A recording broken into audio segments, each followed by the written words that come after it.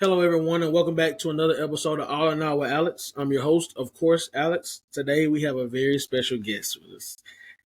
I know y'all know, I'm not so good with names, so I don't even want to butcher her name like that. But you know what? I'm gonna try it. Miss Karese. I can't say the last name. I know the last name is gonna be, It was uh, perfect. You got the okay, first name like 100%. Karese Laguerre. okay. That wasn't the bad now. Okay, Laguerre. Okay. So can you give the people a quick background about yourself, and then we'll dive into the questions? Absolutely. I am a registered dental hygienist, but I don't practice clinical dentistry anymore. I am a myofunctional therapist full time, and I know there's going to be a lot of questions coming about that later. But I am very, very passionate about breathing and sleep. Okay, perfect. So, what inspired you to transition from traditional dental hygiene to myofunctional therapy? My children. And I think that that's an answer that I guess a lot of us might give, those of us who are parents.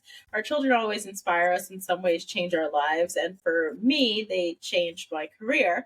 So I am a mother of four. I have four children, one boy, he's the oldest, and then he's been disappointed every time I've gotten pregnant since, because he's got three little sisters, and all four of them had a lot of different issues. Now, I like to say that when we as parents are asked, how's everything? How are the kids? We always get the highlight reels. This one's in karate. This one's got a dance recital. Like everything's great.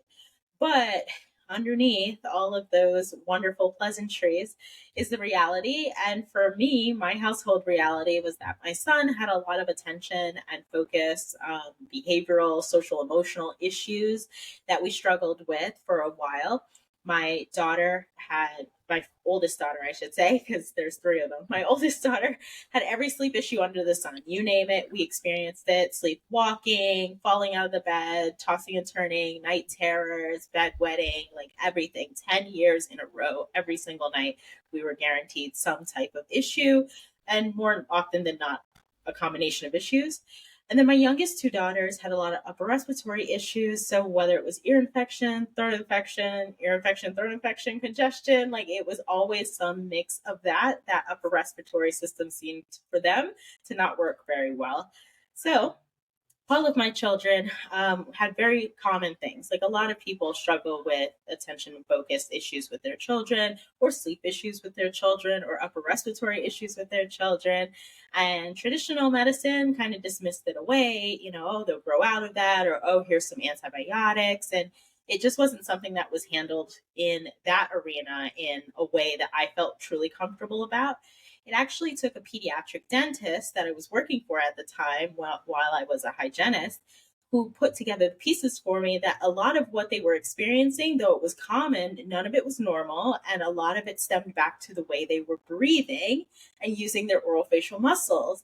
And so that drove me down a deep rabbit hole where I, fell in love with myofunctional therapy, and I got to meet my kids for what I say is like the very first time on the other end of everything. So my son, he had all those attention issues, but that was really a sleep issue.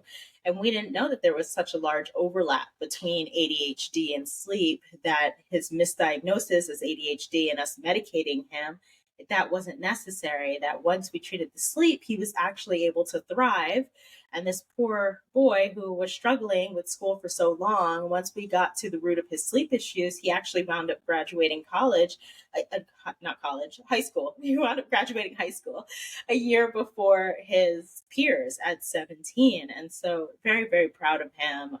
My daughters, all of their sleep and breathing issues have been resolved. Like we haven't had any antibiotics in my house in, I don't even know how long, it's been years. And so I'm just very grateful for this myofunctional therapy journey. And it's all thanks to my children. They've inspired me. And because of our journey, I'm inspired to help others. Okay, cool. So, the story is definitely amazing. Can you dive just a little bit deeper into what myofunctional therapy is and how it differs from other therapies? Absolutely. So, myofunctional therapy, I think it's almost a little bit of a misnomer because it's not like therapy in the way that people would think about most therapies. It's kind of more likened to personal training. So it's kind of like having a personal trainer for all the muscles below your eyes, but above your shoulders. So it's all the muscles in this wonderful region here that we're working to strengthen and coordinate, because we find often when there's dysfunction in that area, that's going to impact your digestion, your breathing, your sleep. It really just has like a trickle down effect on a lot of different things. And so myofunctional therapist is kind of like having a personal trainer who's able to really get to a root cause of any issues that you have muscularly below your eyes but above your shoulders. Okay. Okay. So, how does the myospots approach connect oral wellness to whole body wellness? Yes. So I love my practice, the MyoSpot, because it really goes beyond just myofunctional therapy. I really like to involve diverse approach to how we're going to handle everything, because nobody gets to dysfunction or gets to illness or dis-ease by any one mechanism of action, right? It's always multifactorial. So I like to address it from a couple of different angles. So the MyoSpot is really my way of helping the public through myofunctional therapy, through energy work. We do some primitive reflex integration, we do some cranial nerve integration, and we really take dynamic breath work to a whole nother level by including all of that and making sure that we're addressing the person for the totality of what all may have gotten them to where they are. That way we can approach wellness from a broader scope. Okay. Cool. Um, so here's an interesting one for you. Um, what are some common misconceptions about tongue ties and their impact on overall health? So anytime people think about myofunctional therapy, they immediately associate it with tongue ties. And then anytime people think about tongue ties, they immediately associate that with babies. And if you're going to, keep going down this rabbit hole of, you're thinking about babies with tongue ties, you're probably thinking about the New York Times or the Atlantic or some of the other journals and publications that have recently written about the proliferation, like how many more tongue tie procedures have been done in these recent years as compared to in years before. Here's the thing, tongue ties are something that people will look at and may identify immediately by looking at it as a structural problem. But the root of the issue is always something in dysfunction. So when it's a baby and it's an infant, typically they're having feeding issues. So they might be struggling to latch and to nurse, or they might be struggling to feed with a bottle, or they might be struggling just feeding overall. So just being able to get enough nutrients, and they might be in failure to thrive. But that can happen for any number of reasons. I think it's often just narrowed down to a tongue tie. And then when there's an immediate release without seeking any providers to help, then it makes it look like a tongue tie fad. And that it's just a trend in order to do a procedure, but not really to help the parent. So it's 100% something that is very valid. It's a complete misconception that it's not a valid thing. It's just we're looking at it in the wrong approach. We need to start looking at it, start directing people in the right way. Because more often than not, what happens is that we have the wealth of information that we all have on the internet, and moms wind up on social media rabbit holes and in Facebook groups, and then they get misinformation from other parents who may have had an easier journey than their potential journey might be. And then we have a whole bunch of confusion. So to really narrow it down, whether it's a baby, whether it's a child, or whether it's adult, a tongue tie really all stems down to dysfunction. And it's really important to get a functional provider in your team. So seek one of those out first. So if it's a baby, it's a lactation consultant or a feeding therapist. If it's a child, it might be a myofunctional therapist, a speech language pathologist, an occupational therapist. If it's an adult, it's more often than not a myofunctional therapist, but you want to have somebody on your team who's going to be able to identify where your dysfunction is and if the tongue tie actually is a problem, or if it's something we don't need to deal with at all. Okay. So how do you address TMJ disorders through myofunctional therapy? That's a really great question. So TMJ disorders are more oftenly, commonly termed as just TMJ. But TMJ, just so that we can have like a little anatomy lesson, is the joint. So our temporomandibular joint. So it's that lower jaw. Anytime you open and close your mouth, if you put your hands right by your ears, you'll feel that jaw joint. So that's the joint. That's the TMJ. And it's got several attachments to it through muscles. There are muscles that insert and innervate that area. These are our muscles of mastication. So our muscles of mastication, they can become overworked, overdeveloped, and spasm and create pain and create issues. And what our myofunctional therapy programs do is we teach you how to unwind some of those negative patterns that you're doing. We start working on jaw grading and appropriately how we're going to use the jaw and how we can ride on that joint better. And we're going to help take those who might have clicking, popping, pain, or disc displacement, and we're going to help them re-strengthen that area so that they can create a new pseudodisc, hopefully eliminate or reduce the popping, and get through the pain. So we're going to put in some work. That way we can get to wonderful riding on that joint, and then you can open and close with a little more peace. Okay. So can you discuss the relationship between oral health and sleep apnea? Absolutely. So a lot of people don't think enough about how the mouth is connected to the rest of the body. And I'm going to blame that a little bit on our system that's so disjointed, where we have like eye care, we have dental care, and then we have like whole body care, as if the whole body doesn't include the eyes or the mouth.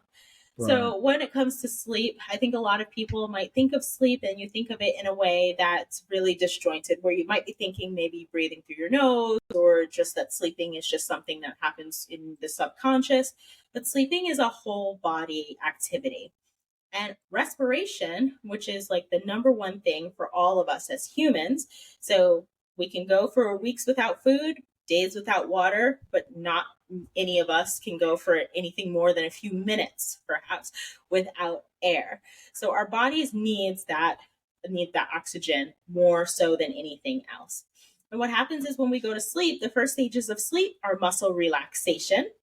So muscle relaxation mixed with the forces of gravity, more often than not, can take some muscles that just aren't as well strengthened or developed and can make you more prone to closure. That closure of your airway for 10 or more seconds is considered an apnea. And when that happens multiple times a night and you get a sleep study, it can be officially diagnosed as obstructive sleep apnea.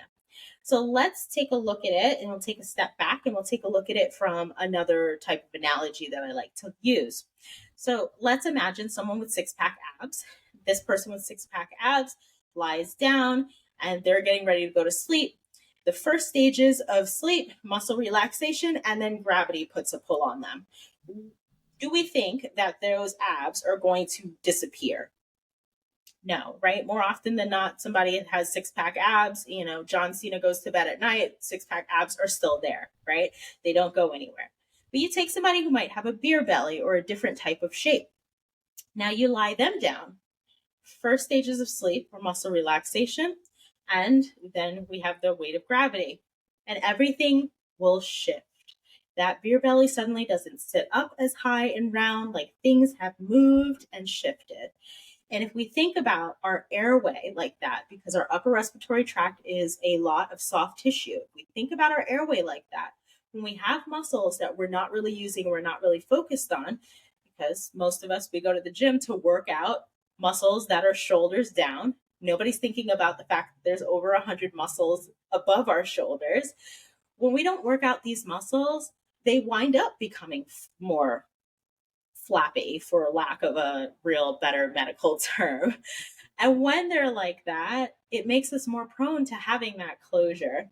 So where myofunctional therapy and having good oral health and good oral function comes in is that you're strengthening that area so you can have that six-pack airway that's holding itself open, as opposed to what's the number one treatment for obstructive sleep apnea? It's a CPAP machine, which is a continuous positive airway pressure machine. And that forcibly holds open the tissue. So it's a constant stream of air that is forcibly holding open the upper respiratory tract. But what if it can support itself?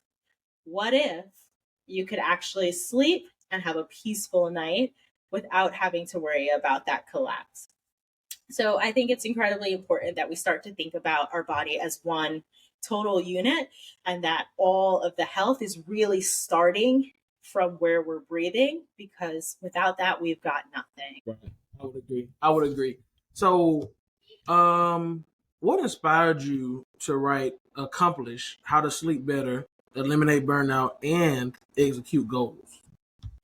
I think the fact that we're not having enough conversations about sleep in the right regard, that 100% inspired me. So when we talk about sleep, or people talk about poor sleep, we might often say, okay, well, maybe it's because you have your lights on at night, or you're watching too much TV before bed, or you don't have the right mattress, you don't have the right pillow. But you could change all of that and potentially still not get adequate enough sleep.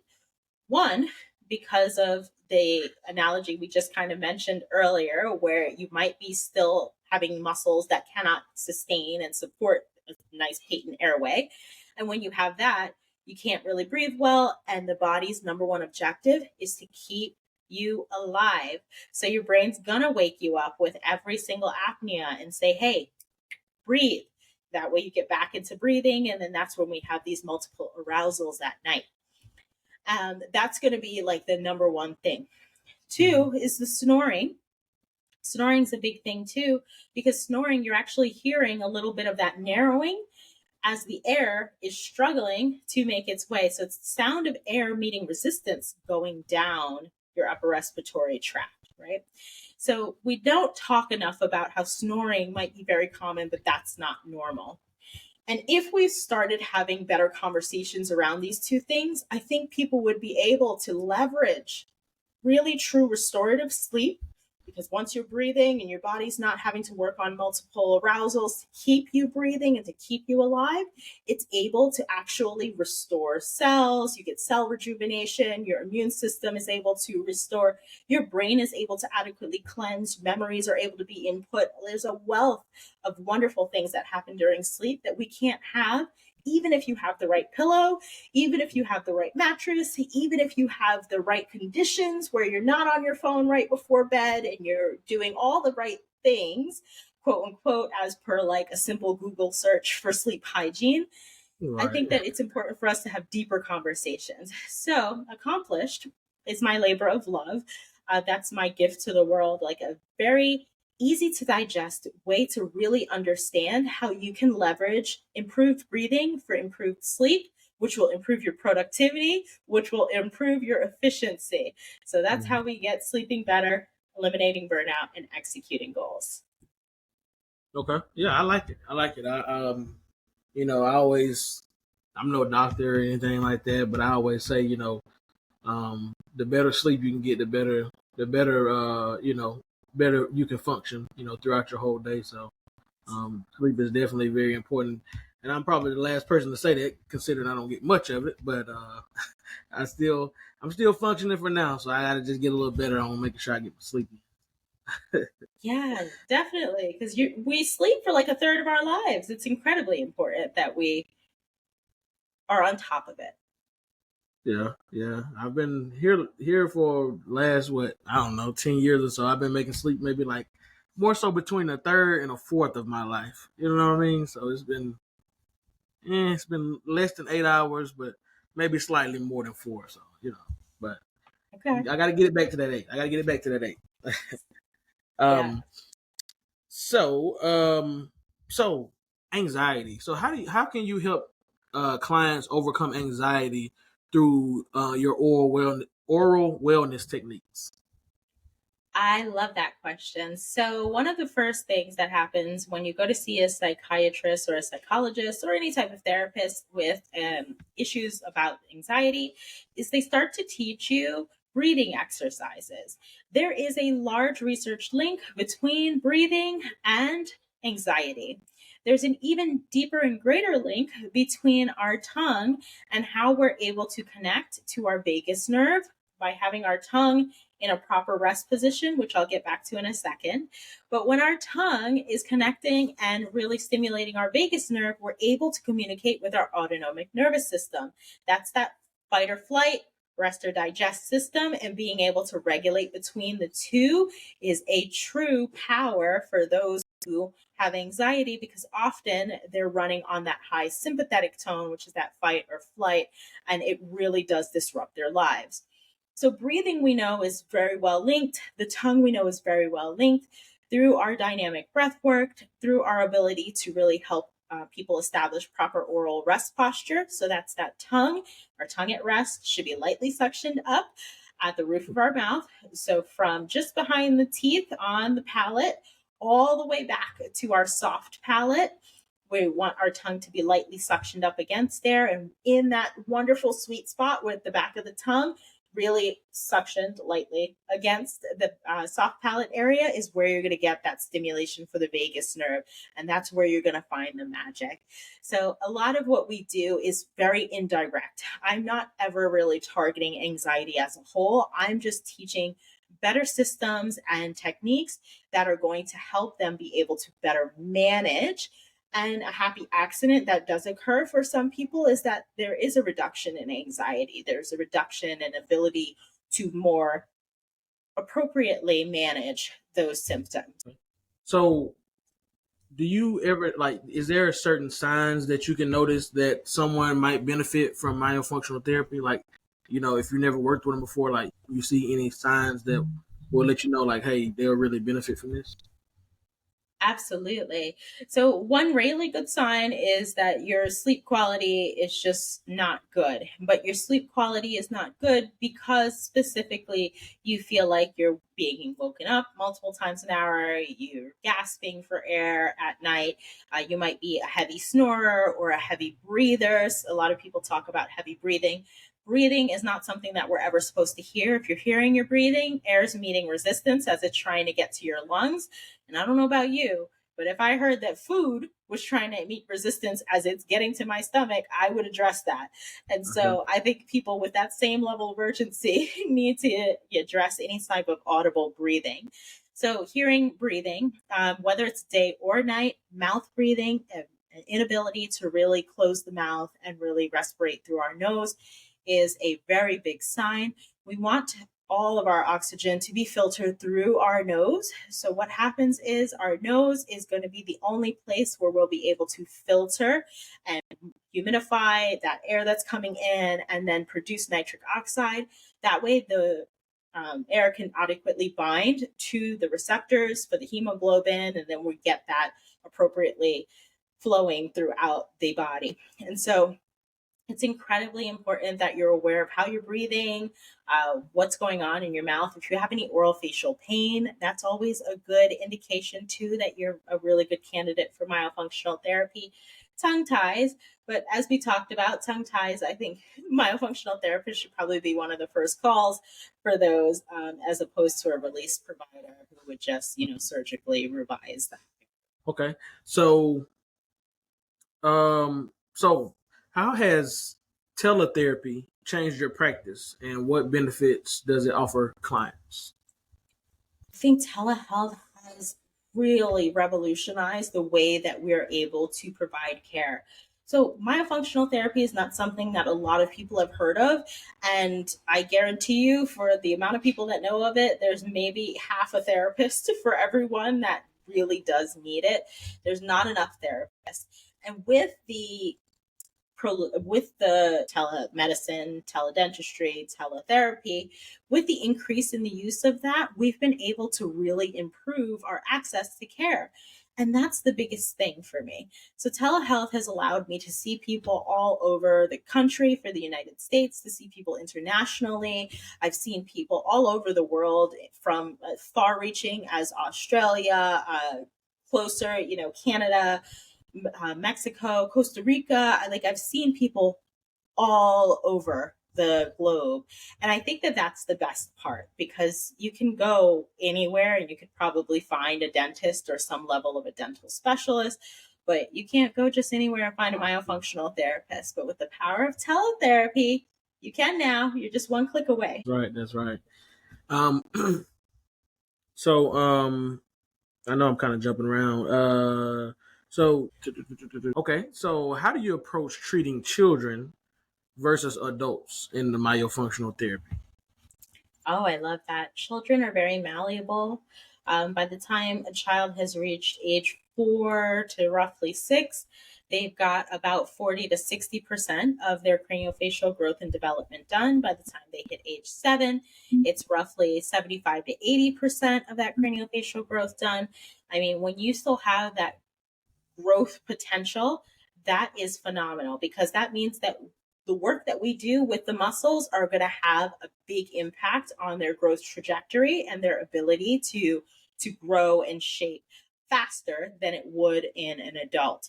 So with children, it's a little different in that one, we're making it more playful. They're hardly ever accountable for a lot of what happens. It's always the parents having to be on top of them, like, do your exercises, make sure you're doing this, pay attention, and all of those types of things. But with adults, you have to do a little bit more work because now we're unwinding muscle patterns that have been there for 20, 30, 40, 50, 60, however many years, right?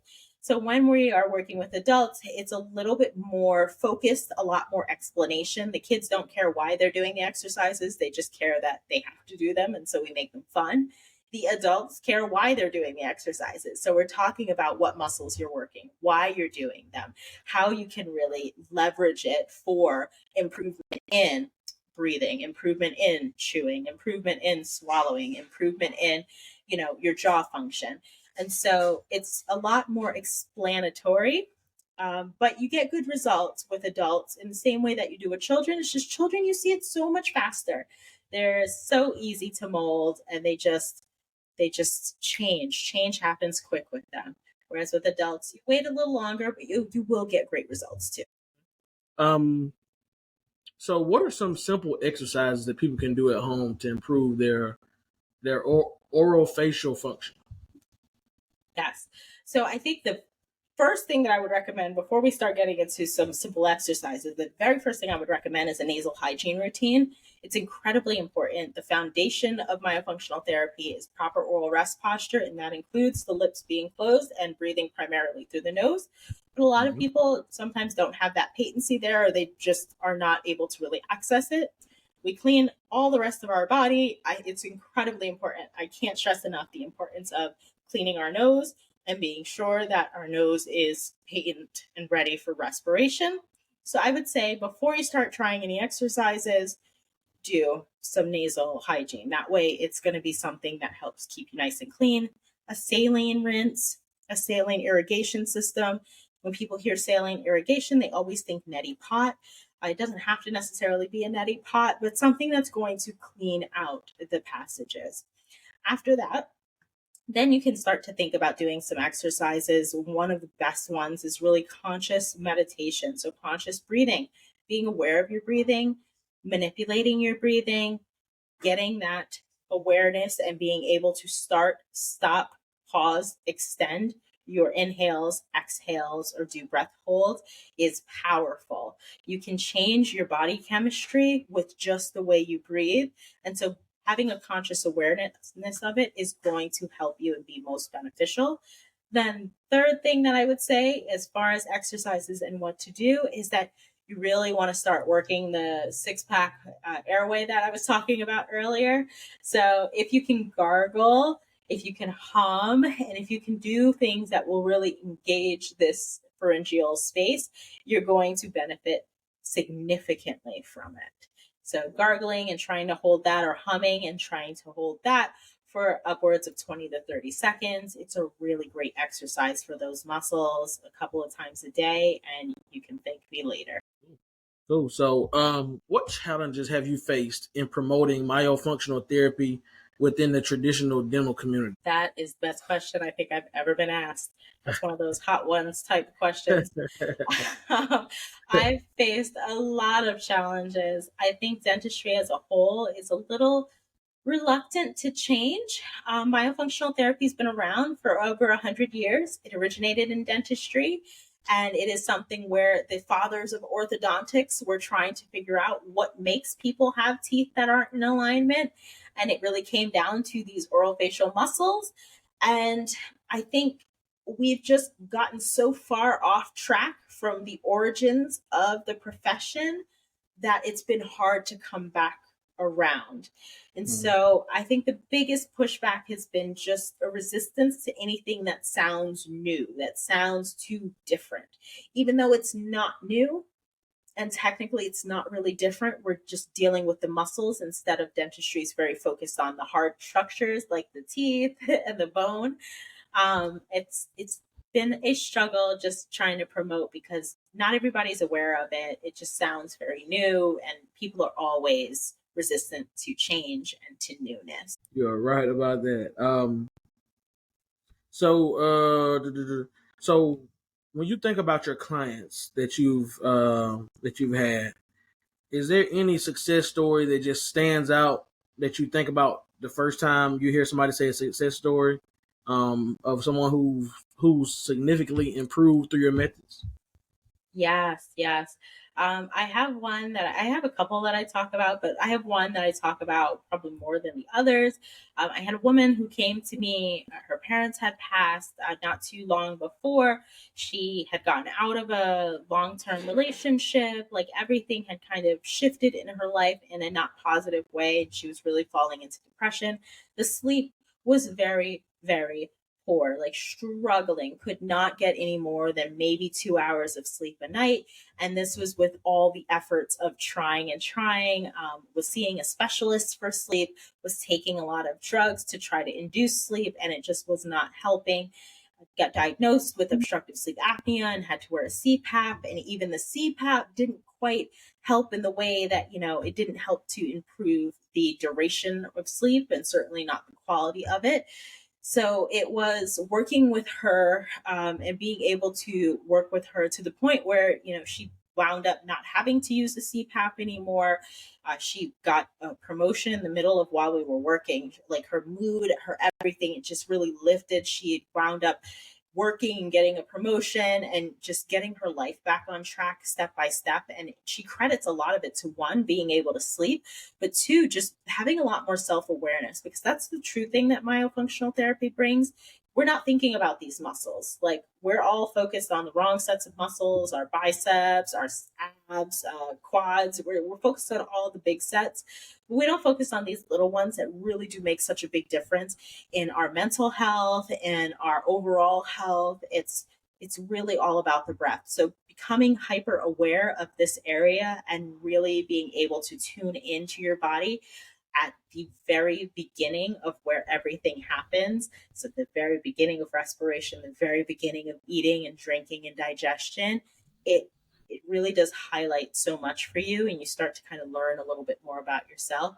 So having her be able to kind of graduate from the program and be super successful just personally, but also in her sleep and sleep quality after struggling for so long and using a lot of other methods that just were not helpful was very profound for me. Okay. Okay. Um, so can you discuss the importance of interdisciplinary collaboration in treating oral facial dysfunction? Yes, it is incredibly important that you work with other people as a myofunctional therapist. I think some people can go on social media and they might see a whole lot of stuff about myofunctional therapy and they get this idea that it's like the cure all, the end all be all for everything. And I'll tell you, for most people, I work with another collaborator, if not more than one collaborator. So I always have them go to see a manual therapist because what I treat and function, sometimes they need somebody to, like a massage therapist, a chiropractor, a physical therapist, to put hands on the body and to do those releases of those muscles with their hands, so manually release it. When they get that release, how are we able to sustain? Like if you've ever had a knot in your shoulders or a knot in your back, and then you go and you get that massaged out, and then you go back again, and it's like you get this knot in the same place. That's kind of what happens with some tension in the oral facial region, is that you'll get this tension and it just doesn't go away. And maybe you get it massaged, or, you do cold therapy, so you'll put ice on it, or you do heat therapy and you put a heating pad on it and you get some minor relief. It's the function that really does help sustain that relief. So I always work with someone as far as manual therapy when it comes to muscles, but I also have to work to make space. If there's no space for the tongue, I can't get the tongue to rest up on the roof of the mouth. I have to refer out to an orthodontist or a dentist that is going to do the expansive work that we need so that we can get the space so that I can facilitate this.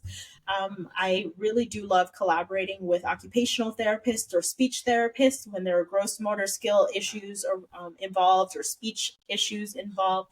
It's always a collaboration. I think it's incredibly important that everybody sees the person from their lens, and we're all able to attack a similar problem at the best interest of our patients from our different expertise and levels.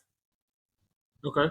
So with everything that you do, how are you able to balance your professional life with your personal life? Because I mean, having 4 kids and then trying to do all this and all that, like I know that's a lot. So how are you? It's a whole lot. That's a really great question.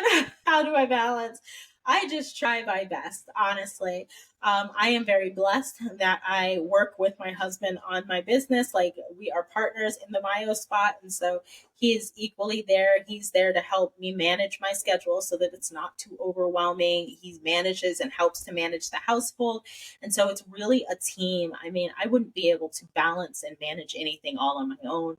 I am incredibly blessed with the support system that I have. Good. That's good.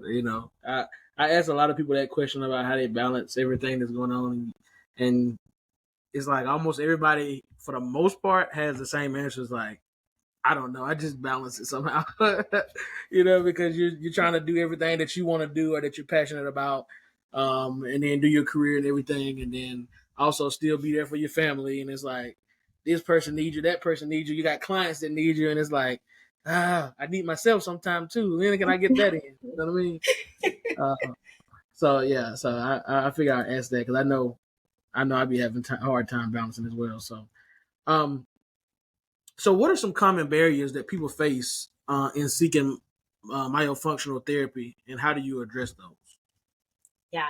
So biggest barrier is going to be a physiological barrier. They just is not enough space, or they're not able to actually breathe through their nose because structurally something's there, deviated septum, enlarged turbinates, nasal polyps.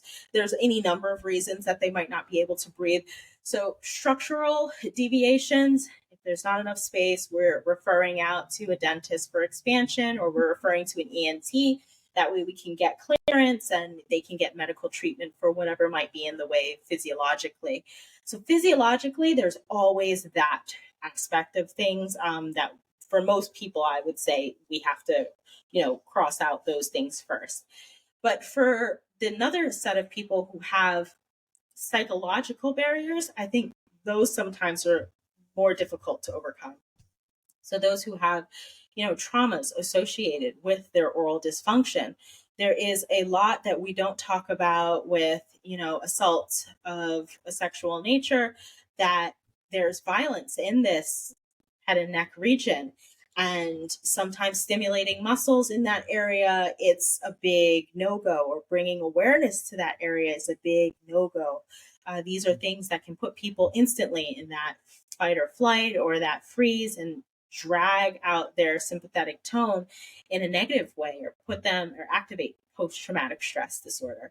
And so when it's that, I'm always working with someone who is a professional in that manner. So a psychologist, a psychiatrist, a family therapist. That way they can work through those traumas. I do a little trauma mapping, which is like a body work method of, dealing with how we're going to express that through the body. But it's got to be something that they deal with a therapist. That way we can collaborate on both ends, because that's a big stopholder for a lot of people. Okay. So, is there anything else that you would like to leave with the listeners today before we wrap things up? Yes, absolutely. I am a big proponent for advocating for yourself or your loved ones. If you've heard all that I've talked about today and you feel like something's kind of resonated with you, I will say that with my children, I let things go on too long and I have regrets about that because I just took the physician at their word. Pediatrician says that they are going to grow out of it. That means they're going to grow out of it. Didn't feel right to me, but I just accepted it. And I wish that I had advocated more for my children to just get them the help that they needed a little bit sooner.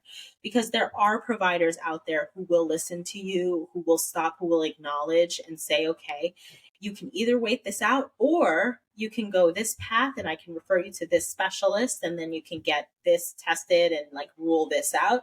There's so many providers who are willing to listen to you and give you alternate plans as opposed to dismissing you.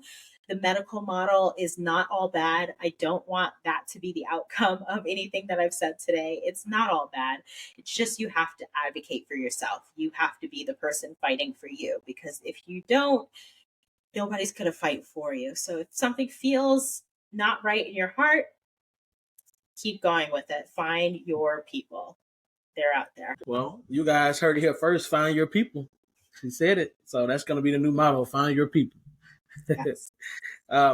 So, Miss Karese, I would like to take this time to tell you that I appreciate you coming on the show, talking to people about the importance, the talking to people about the importance of their health. You know what I mean? Because this is part of their health. You know what I mean? Some people don't focus on their breathing or like you said, the muscles from basically the nose to the chin area. So I definitely appreciate you coming on today and discussing that with everyone, and hopefully people will listen and start taking it serious or reach out to you, ask questions, and so on and so forth. Thank you so much for having me. It was a pleasure to share. Yeah, no problem. So everybody that's watching, you guys, you go to the description. You can find all of Miss Carese's information down below. You guys have just watched another episode of All in All with Alex, and we'll see you guys on the next episode. Peace.